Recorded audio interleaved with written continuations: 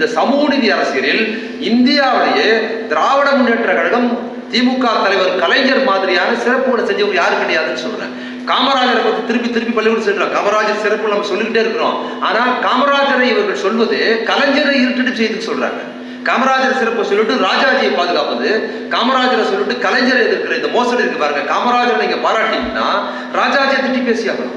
காமராஜரை நீங்க பாராட்டிட்டீங்கன்னா, கல்விக்காக பாராட்டிட்டீங்கன்னா நீங்க கலைஞரை பாராட்டி தான் ஆகணும். ஒரு நேர்மை சிந்தனை வேணும். காமராஜர் எப்படி பள்ளிக்கூடங்களை திறந்த சிறப்பு பண்ணாரோ அதை விட பாய்ச்சலாக அரசு பள்ளிக்கூட கல்லூரியில் பண்ணவர் தான் கலைஞர். அதை விட பாய்ச்சலாக கலைஞர் ஆட்சியில ஒரு குடியிருப்புக்கு ஒரு ஆரம்ப பள்ளி உருவாக்குனாருங்க.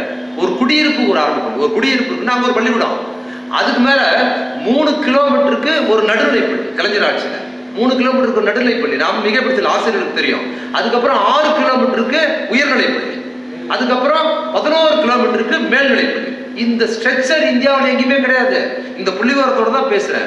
அப்போ இந்த சிஸ்டம் கல்வியில எப்படி சமூக நீதி பின்புலம், அப்போ கலைஞருக்கு எது பின்புலமா இருக்குதுன்னா பெரியார் பின்புலமா இருக்கிறாரு, நீதி கட்சி பின்புலமா இருக்கிறது, டாக்டர் அம்பேத்கர் கொண்டு அரசியல் சட்டம் பின்புலமா இருந்து இந்த திராவிட கான்செப்டோடு ஒரு அரசு நடந்தா எவ்வளவு சிறப்பாக நடக்கும் என்பதற்கு கலைஞரோட சிறப்புகள், அவ்வளவு சிறப்புகள் அவர் செஞ்சிருக்கிறார்.